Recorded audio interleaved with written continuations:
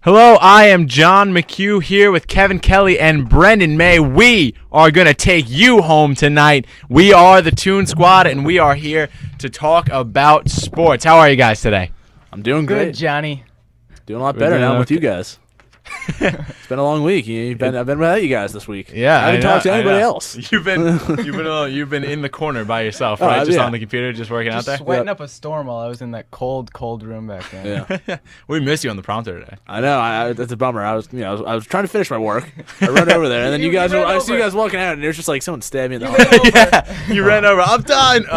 He goes. I rushed over here, and meanwhile, it took him like 6 or 7 minutes to get over here. Okay, so our first topic today, leading into the Toon Squad. We saw the All-Star game at Citi Field, kind of boring one. Everybody went crazy over Mariano Rivera. He says boring. He comes back and goes, "This is the greatest sports moment." It was an incredible. It was a boring. I'm saying it was. He tweets. This is the greatest moment of my life. 10 times. And then he comes in here. He's retweeted himself. He goes. He liked his own Instagram. He made more accounts just to keep retweeting and favoring. Let me explain his myself. Own tweet. Let me explain it. Okay. It was an incredible experience. Okay. The whole All-Star experience. Boring game. As far as baseball games go, that was a snoozer. That was a boring game. Yeah. I mean, I concur. As soon as Harvey left the game, yeah, there was nothing left. No, there was nothing you could, nothing to get excited for. As a Mets fan, you could boo Mariano Rivera. David Wright, I was happy about. I don't get your point with Mariano Rivera. Can you explain that to me? Yeah. Okay. So I'm a Patriots fan. The Giants were the best teams in 2008 and 2010. That doesn't mean I have to cheer for them. Mariano Rivera, the best closer of all time, doesn't mean I have to cheer for him. I mean, would you cheer for... I understand that to a point, but also, it's like if Babe Ruth had been retiring, regardless of who you're rooting for, he's the greatest hitter of all time, you'd stand up for him. This is a guy he's the greatest relief pitcher of all time. So you need to clap for him. He's the greatest relief pitcher. And here's another thing. You'll never see another Mariano Rivera. I've rooted against him for so long, though. This is not Game 7 of the World Series. It's not like it's Game 7 of the Subway Series and Mariano Rivera comes in to close it out for the Yankees. You know what I mean? It's an All-Star game. It doesn't matter. The Mets aren't making the World Series. I have nothing invested in this game. They didn't cheer for him the last time he was at Citi Field for the Subway Series. I was there. I didn't cheer. That was the first time in his career. I was there for the first time in his career. I do see your point, but you're wrong. So all right. Well, okay. So going on. Second half starts tonight. Mets take on the Phillies. Yankees in Boston, taking on the Red Sox. What do you guys see happening for the rest of the year? I'm most excited to see the Yankees just fall flat on their faces. You don't know how much I'm looking forward to seeing the Yankees tank and A-Rod come back and just suck. And I'm looking forward to that so much. A-Rod coming back? I want A-Rod back. I don't care, because you know what? If he gets suspended, they can just be like, oh, A-Rod wasn't here. The Yankees weren't at their best. If he comes back and he sucks with 4 more years and $100,000 million left on his contract, that'll be so accurate. That was actually, I just looked that up. You just looked at those the figures? Okay. Perfectly correct. All right. I mean, look at their DL. Their DL is higher than 20. That payroll on that DL is higher than 26 Major League Ball Clubs. I completely agree. I'm pretty sure Hofstra's baseball team could crush their DL could win a division. Their DL could win. Maybe not the AL East, but I don't like how the Yankees can use that as an argument against them sucking. They're sucking because they suck. Mets fans did the same thing in 2009. Remember that? Yeah, I remember that. We all did it. Well, Beltran was a key cog in that team. I totally agree, and that was wrong of us, but we didn't have a shot in 2009. Let's be honest. We could have. Maybe. The Yankees actually could have had a shot because this year. They're both actually on the team. Kevin Kelly was the star right fielder, and I was Johnny actually was equipment manager. Yeah. Yep. I was in charge of being too overly emotionally invested into a baseball team. That was my role. What do you think for the Mets though? We're talking about the Yankees. Obviously, you both want to see them fall flat. You both think they're going to fall flat. John McHugh is breaking things in the studio that we are renting. Okay, with the Mets, while he tries to patch together the phone, he just completely ripped off the only way I don't see the Yankees falling flat is if they take a Viagra. Wow. Wow. That's the stupidest thing I've ever heard. We have our special guest Mark Prevetti in here observing us. He's pretty much only laugh track at this point. He's that little light that Instead turns of on having that like says. a sign that we hold up, we say applause. Yeah. We just look at him and he starts Yeah, we laughing. just look at him Yeah. and he starts cracking up. Okay, Okay. so the Mets are going to be terrible. We know that. There's people coming down, but Rafael Montero's not going to be ready. Syndergaard's not going to be ready. The only person to look forward to is Darno, and might not be he'll ready. probably get injured within the first 10 seconds They of being in the think majors they're anyway. saying September call up now. I'm not exactly too sure how accurate that is though. Well, I think the Mets, their goal here is to not finish him last because the Marlins are playing good baseball right now. Terry Collins thinks they can Well, finish if the over Marlins 500. play the Mets every time, the Marlins would be the World Series But that's team. Terry Collins trying to save his job because we all know, look, Terry Collins was brought in to take the fall. He was brought in for the rebuilding process to take the fall. When Terry Collins took that job, maybe he thought he could be in it for the long haul. But the people who hired him said, all right, Terry's going to be here for the rebuilding process. Because honestly, you look at that, and there was no stud managers really hired unless they wanted to get involved with Ozzie Guillen. Which, Well, it's interesting that you said that because he was the minor league coordinator before coming to the Mets. That's clearly because they wanted him to develop players, not necessarily coach those players to a championship.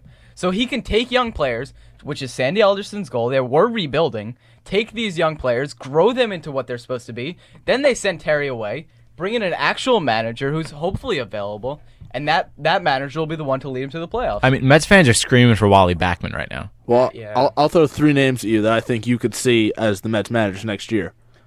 Don Mattingly. If the Dodgers don't make the playoffs this year, he'll be out of a job. I see that. I see that. Mike Socia. Angels don't make the playoffs this year. He will be out of a I don't know job. who that is. Do you know who Mike Socia is? If you're gonna correct someone on the way they pronounce it, You should probably know you should how to probably pronounce it Probably right. pronounce it too. And my third one, I like Mike Piazza. Mike Piazza. No way. He's been the manager for the Italian baseball team in the World Baseball Classic. And if anything else, Mets fans would love it. It'd put people in the stadium. Mike Piazza is the most beloved Met of all It time. would put people in the stadium, but the thing is, he's not thinking about baseball right now. No. He He's thinking is of his in a ballet. There's so much more money to be made in Mike Piazza's ballet career than his MLB coaching career. Let's be honest here. I don't know. I mean, I don't look at- I don't like the whole legends of a team managing that team. Yeah, because people will hold on to them no matter what. And Because if it's you a know good what? coach, Yeah. they're not going to want to get rid of him. Yeah. If it's a bad coach, they're not going to want to get rid of him. And the chances of them being a low coach, the only legend working for who Joe Girardi. succeeded, Joe Girardi. Joe wasn't Girardi a is legend, not though. on He the wasn't caliber. Larry Bird He was a was- Yankee yeah. Larry player. Bird was the only one I can think of who was really a good player and a good coach, and he was actually a good general manager. Other than that, they've all flopped. Well, we'll None see. of them have been good. Well, I think you're right to a point because it's the ability that why can't you do this? I was able to do it, and it Yeah. came so easily to them. Yeah. That's why Wayne Gretzky retired. It was too frustrating for him. He found himself getting mad at players when he had no reason to because they couldn't do something that the that's greatest good. hockey player of all time could. But I think baseball is different. I think every baseball player had a slump. They had something, and they all had. There's very few 5-tool players. Mike Piazza was not a perfect player at any stretch. So I think he always had a good repertoire with teammates, except for some pitchers. But I think that he would be able to be a guy who comes in. The players would love him. He'd be a player's manager, and I think it'd be an interesting experiment. But now that they might have a shot at doing something maybe unforgettable now with all this young talent, maybe it's not the right time to bring him in as the manager. But maybe as a bench coach, start him off, see what he does. What do you think about Alderson? You think he's here after? I like Alderson, yeah. I think do. He won't be gone this offseason. No. But And if don't they're need- not and- successful next year. And if they don't make the playoffs next year, I don't think he'll be gone either. But I think they need to show significant signs of I improvement. heard a very, very interesting theory. Obviously, I don't know it. He's scratching his beard. I'm stroking my beard as I say. I'm interesting to say. I don't know how much fruition it could come to. I heard that Bud Selig handpicked Sandy Alderson for that job to get the Mets back in the black. To see if he could do it, then he will take over That's as interesting commissioner. because Sandy Alderson really put his neck out, and I think it was really impressive that he hasn't gone out and overspent on someone like Zach Greinke. He didn't overspend on free agents that would have helped the team, But- wouldn't have brought them their next championship. I think he has the money to do it. I think he's just choosing not to, and I think it's impressive the patience he's shown. I agree. I like how the Mets are going about things. We've seen the Yankees. Let's be honest. The Yankees buy championships. They go out at every free agency market. They get the list, the top 10 players. Absolutely. And they pick off 4 or 5 of them. Yep. That's backfired for them. All their guys on the injury list, and they don't have any good young prospects to bring up from their farm system. Look at the Red Sox are doing. They're building depth. Yep. Unlike the Yankees, it's working. It's working. It's working perfectly well. I'm sure the Red And Sox, they had a year or two down where they struggled. You need to build young talent because young talent is cheap, young talent is flexible, and young talent is has a lot more potential And than it's long buying term. into David Ortiz or something. It's long term. A guy who's willing, let's be honest, a guy like Albert Pujols who's willing to leave a team like the Cardinals that brought him up. They were so great to him. Yeah. What's to say he won't leave Los Angeles when his contract's the up? thing is, obviously he's long term. Obviously a guy like that. But the thing is, the recent trend in baseball now is everybody's staying with their team. Yeah. David Wright chose to stay. Buster Posey chose to stay. Well, I wouldn't. Well, Chipper, yeah. But there's guys like. But then look at all these guys. Hamilton. There are always good free agents. Hamilton. Fielder. You can't. Hamilton is such a unique situation. Why do you say that? Anyway. Because he has different issues to deal the with. Reds gave him a chance. Okay, the Reds gave him a chance. You don't take a chance on a guy that unstable. Yeah. To sign him to a long-term contract. He wanted a long-term deal. The Rangers were willing to give him that with not as much money as he should have been making for what he produced. Although I disagree with this is the opinion that people have with Aaron Hernandez. There was a guy that with problems. Sure, Aaron Hernandez had a problem. Not killing people problems, but problems with the law, problems with drugs, whatever. Yeah, just being a People knucklehead. say, and I don't agree with this, I think the contract at the time was a good idea. People say that they shouldn't have invested in him because he was, a bad person, whatever, bad teammate. Well, I think that, look, Josh Hamilton, yes, he had a lot of issues, but when he was in a smaller market like Texas, I think he performed better. Look, the money that the Los Angeles gave him, clearly he's not producing what he's making. Yeah. So I think, I think big city's a distraction from him. I think he's trying to stay focused on not becoming a knucklehead and doing the wrong thing. Yeah, and that's detracting from his focus on baseball. I think that's one of the things that deterred the Yankees from signing him. I agree. Because Josh Hamilton, a guy like Josh Hamilton, I'm sure he has great character now, but he could not play in New York. Too many distractions. Speaking of New York, Derek Jeter back on the disabled list, came back for that one glorious return. What a day it was. What a day it was. Infield single. A day that Yankee fans will not soon forget, but back on the 15-day Didn't he give a speech deal. right before saying how he was the luckiest man on the face of the earth? I think you're mixing that up with some guy named Lou. Some guy named Lou. Anyway, do you think they rushed him back? You think they needed him back? I don't. I don't think they needed him back. You think it was just a freak thing? I do. Look, Derek Jeter's old. He's not the young gun he used to be. He's like a car. When your car breaks, an old car breaks, inevitably you get it fixed, and then there's something else wrong with it. There's the taillight's broken. You get that fixed. Now there's something wrong with your engine fluid. It's going to keep happening until eventually you got to put that car in the garage and get a new one. I think that's what's happening with Derek Jeter. His bones are old. He's getting up there in age. One thing goes wrong with him. Maybe that gets healed. Now there's another thing wrong with him. I think that they did rush him back too quickly, and I think they needed him. I think they needed the star power that he brought. I think they needed the respect that he gave to that lineup in terms of pitching around other people, whatever.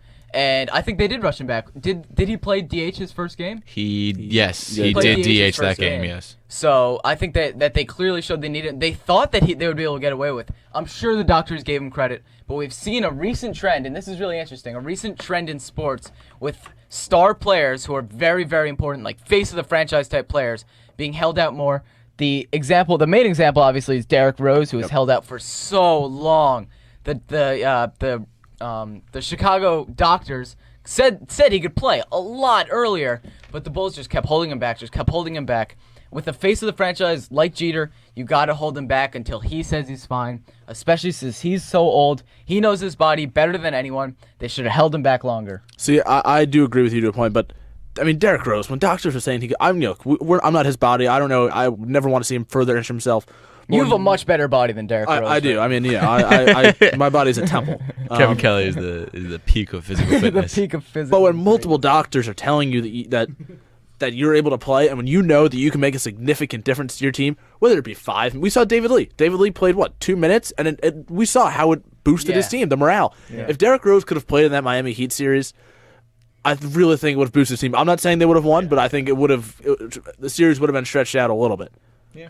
I think so. Moving on to the next topic here, Matt Harvey, speaking of Derek Jeter, wants to live the life like Jeter, specifically wants a $200 million contract, which will be fun for Sandy Alderson to negotiate with Scott Boras on that contract. And more specifically, the women.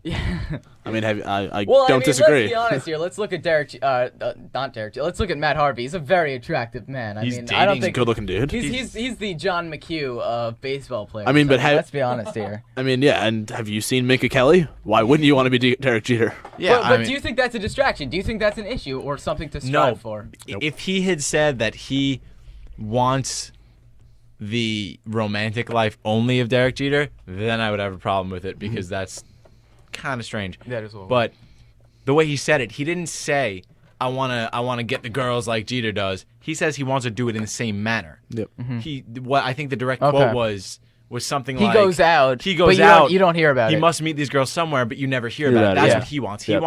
He wants like the incognito David it's Wright perfect life. too because He's got a girl of his own. Yeah. He does. Met at the Rangers game. We've already seen though New Yorkers don't recognize Matt Harvey though, so he's perfectly fine just walking out onto the street and talking to people. I mean, I don't see what the issue is there. Well, and I definitely think that Mark Sanchez, I think, is a guy who the New York lights got to him. The social I'm glad life. he didn't say, I want to live my life like Mark Mark Sanchez. Sanchez. Evelyn Goria. I mean, look, and then he posted a vine of him, running around naked with some girls. Now, I think the New York life, Really? Think, yeah. I didn't see that. I think the New York life got the Sanchez. Don't lie, you have that saved. Yeah, I mean, I watch it at night when I'm in bed by myself. But all right. So speaking of distractions, Johnny Manziel was dismissed from the Manning Passing Academy for air quoting showing up late.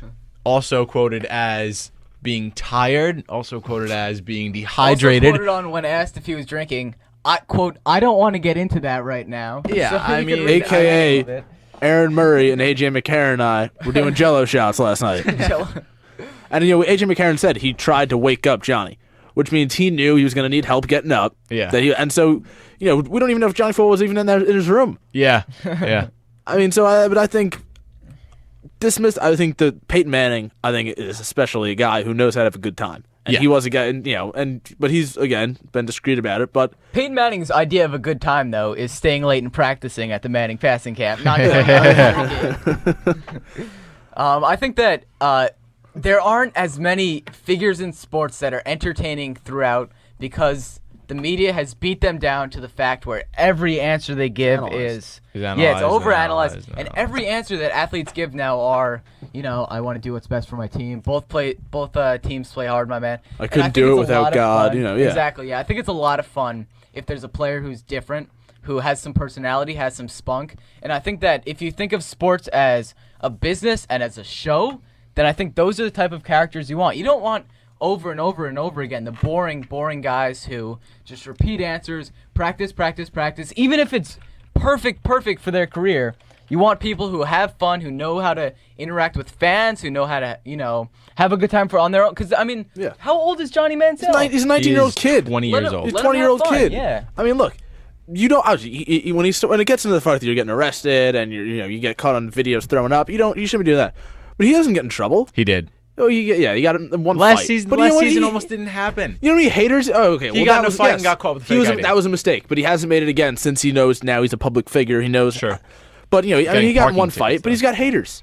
If you can't let haters hate on you without dismissing them. You got to talk to them. But when does this start affecting Aggies football? Well, we don't know. I'll tell you this: if they go out and play Alabama and they lose that game, the haterade, he'll be he won't get a Gatorade bath. He'll get a haterade bath. He'll be bathing in the haterade. I think there's a cool comparison on the Patriots between what Rob Gronkowski does and the type of quote-unquote trouble he's in and the situation with Aaron Hernandez. Because the quote-unquote trouble that Rob Gronkowski is in always is partying too much, living life how he wants to do it, going to strip clubs, whatever. All legal stuff. Just fun, not totally wholesome, but just fun stuff. I don't think he's actually done anything truly illegal. No. Aaron Hernandez, obviously, on the other side, killed somebody. does things illegal. He killed probably multiple I think people. The thing that Gronkowski does is totally fun. It just builds into the image of his character, quote unquote, as an athlete, as opposed to what Hernandez did or what other people get arrested. Milton Bradley, Chad Ochocinco, all these guys who are just idiots and do things that are illegal. Okay, Ocho Cinco slapped his lawyer's butt in court. He's an idiot. That, Well, how about? that was not his fault. And I think Brent's definitely right to a point where you want to see an athlete with some character. Who obviously, they're almost built like they're not. They're like these politicians. You think they don't have a good time. That all they do is practice and play football. That's not true. I mean, look, Tim Tebow, one of the most exciting college football players of all time. You could argue he's the greatest college football player of all time. One of, Yes. I mean, but he was always kind of. You could be so predictable. He always after. Oh, I couldn't have done it without my parents and my upbringing and my Jesus Christ, Jesus, the Lord, and my schoolwork is more important to me than football. Like, Yep. like no, it's not. You cry when you lose football games. I'm sure he's not crying when he gets a D on his history test. yeah, because Urban Meyer would have just went and Changed taken it to care of an A, that. yeah, I mean, exactly. Okay, so I think this is a good transition to the next topic, which is that NCAA players who previously were in the NCAA football games, now their likeness is not in the NCAA football games, which is very strange. I don't totally understand it. If you one of you guys could explain that to me. Here's what happened. Okay, the NCAA outsources licensing. Okay, so the only difference is that it's going to be called NCAA. It's not going to be College called NCAA football. football. Heisman It's going to be football. called College Football 15. Yeah. That's it. A separate company. Their likenesses are still going to Yep. be in the game. Yeah.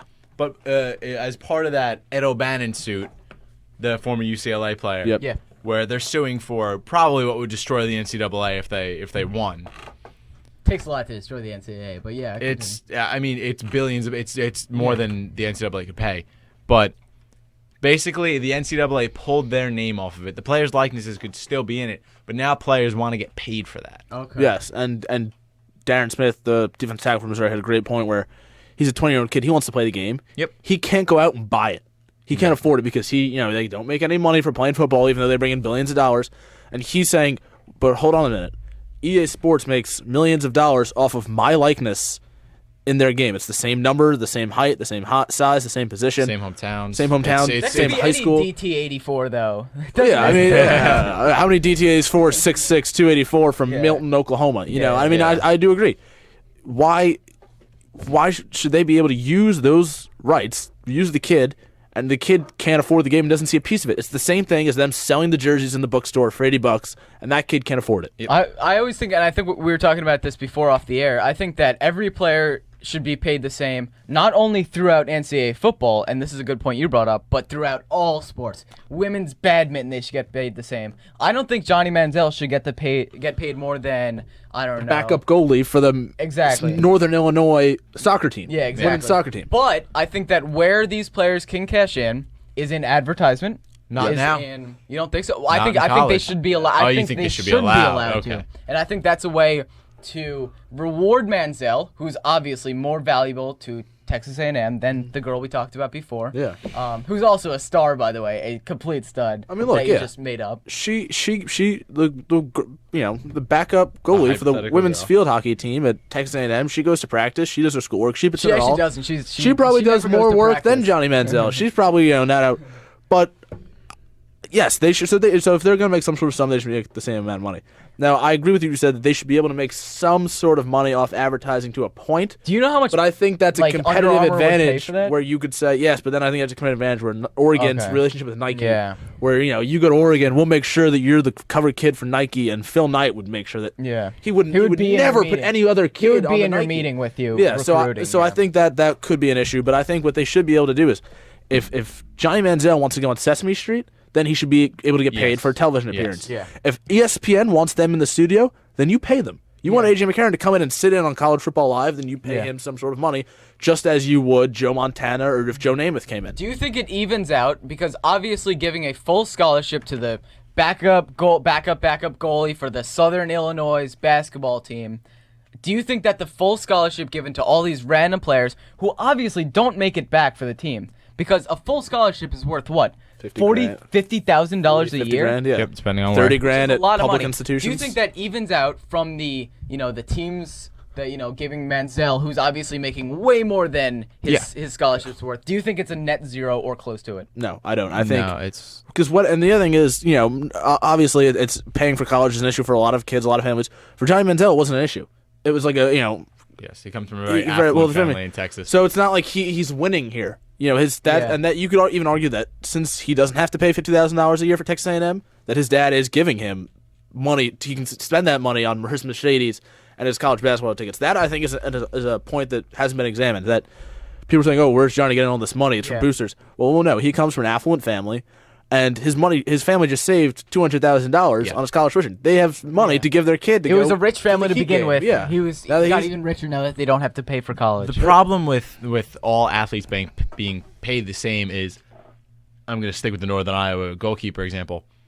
Northern Iowa women's soccer is not taking in millions of dollars a year. That's what I'm saying, yeah. It's not taking in $60 million a year. That's probably not even taking anything. No. Yep. So, I mean... That's what I was asking. Is it a net zero? The money gained by Johnny Manziel's of the world, Jadeveon Clowney's of the world. Because, again, they're gaining so much money for the school. Well, I think the thing we're talking about... Does that even out with the other players in other sports who don't make close to even? I don't think we're talking about giving these kids millions, even thousands of dollars. I think we're talking about enough money for them per week or per month to go out to dinner, go to the mall, go to the movies, maybe take a road trip somewhere for a concert, stuff like that. Where a normal college kid, maybe who has time to work, would be able to do that. Yeah, but although you don't want to feed Johnny Manziel's clearly drinking problem. I don't know if Texas A&M wants to give him more money. It becomes a drinking problem when you are out of college. Yeah. That's when it becomes a drinking problem. Keep telling yourself that before you go to Penn State next year, Johnny. Okay. So, sticking with football, NFL training camp. Some of them open next week. Interesting season last year. I think we saw the whole get hot at the right time thing again, which we've been seeing with the Giants. We've seen it over and over again these past few years. Do you think we have a clear-cut favorite, or do you think we're going to have another one of those teams that gets hot at the end of December and just rides it through the Super Bowl? Well, I know that there will be two favorites. I think the Broncos will be the favorite in the AFC. Yep. They were a great team, and they added better. stuff. Yep. And I think the 49ers, who are a young team and added stuff, those will be the two favorites. Like you said, it's the NFL. Anything can happen. I doubt both of those teams will be in the Super Bowl, but those will be the favorites going in. Well, I think the NFC is just loaded this year. I mean, even last year, the Chicago Bears went 10-6 and missed the playoffs. And Lovie Smith Smith gets fired. I mean, who gets fired for winning 10 games? But, I think, especially the NFC North, I mean, you've got Jay Cutler, Aaron Rodgers, Matt Stafford, and Christian Ponder. Christian Palmer took a team to the playoffs. Yeah, last it was year. Christian Ponder, right? It wasn't Adrian. They rode on Adrian Peterson, but you can't. He can't just be standing there. You can't put a monkey back there. He has to do something. I don't think you would have noticed if Christian Ponder just took a few plays off. Someone had to hand the ball off to Adrian Peterson. I mean, someone's got to be there to hand that ball off to him. That's true. Okay, so if you're talking predictions, I think that 49ers and Broncos will be the odds-on favorite. I don't think the Patriots have fallen off as quickly. I don't think there's any other teams in the AFC East that can challenge them. Who is? I think that who's Tom Brady throwing the ball to? Tom Brady's throwing the ball to he's going to throw it to himself. A can of crushed up Tim Cola Tebow. and a few paper clips. I think that's his current wide receiver core. Amendola, I think, will fill in admirably for Tim Tebow will be the starting tight end. I think Amendola will That's fill in. just slap in the face to tight end to say that Tebow can pick up. I know. That is totally a slap in the understand face. Tony Gonzalez is about to call in to us. Furious. But I think it's going to be interesting. I think there is a team in the AFC East that could challenge them, and I think they're called the Miami Dolphins. I mean, I'm a Jets fan. They're going to stink this year. Well, you're a big college football guy. You probably know a ton about Tannehill. He didn't show what he's capable of last year. That's for sure. He can. He was a true rookie. I mean, look, this past 10 years, we've seen rookies come on the scene and just set the college football world on fire. Absolutely. I think it started with when Matt Ryan and Joe Flacco had both their teams in the NFC and AFC championships, respectively, their rookie year. Since then, we've had Cam Newton.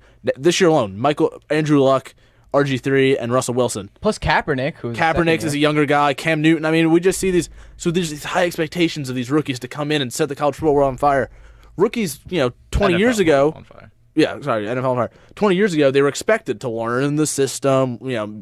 Try to get you 7 or 8 wins. Worked. I mean, you look back. Ryan Tannehill significantly improved his team. They went from 2-14 last year to 7-9 this year. Yeah, he's going to grow as a player. He had no weapons last year. No, and they got Mike Wallace, which is a perfect. Mike Wallace is a perfect receiver for him. Fit. He's a great runner. He can. It seems like to me they're going to run a very up-tempo style, try and kind of stay with the Patriots. That'll be a fun game. 2 games a year, by the way. Yeah, they should get absolutely 250 plays in during the duration of that game. That'll be an up and down game. That'll be a track meet. Well, the other thing that is attractive to me about the Dolphins is 2 things.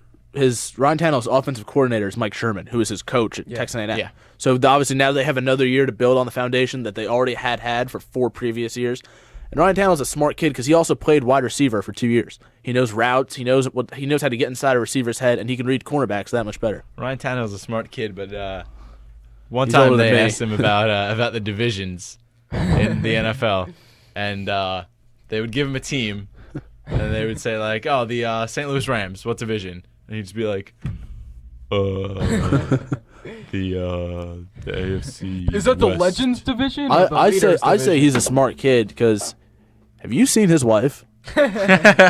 He's smart in the Lauren sense that Tannehill is good looking. he's the Jesus, sense she's that a- in the she's sense looking. that Matt Harvey wants to be a smart Well, guy. what's going to be interesting for me this NFL season, and I'm really excited to see it, is to see how Ben Roethlisberger's aorta does.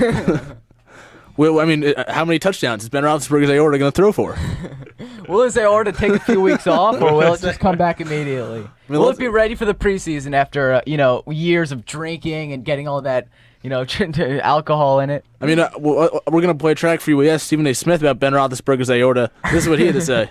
Ben Roethlisberger's aorta will not throw for more than 20 touchdowns.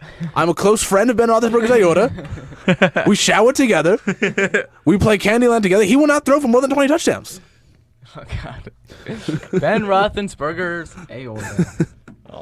Okay, I think that's it. I think we're gonna start Yeah, wrapping I up think- on that extremely high note. On that extremely high note, really a good show, guys. Again, I'm John McHugh here with Brendan May and Kevin Kelly. We are the Toon Squad, hoping that we took you home tonight in a very good fashion. Thank you for listening on WRHU.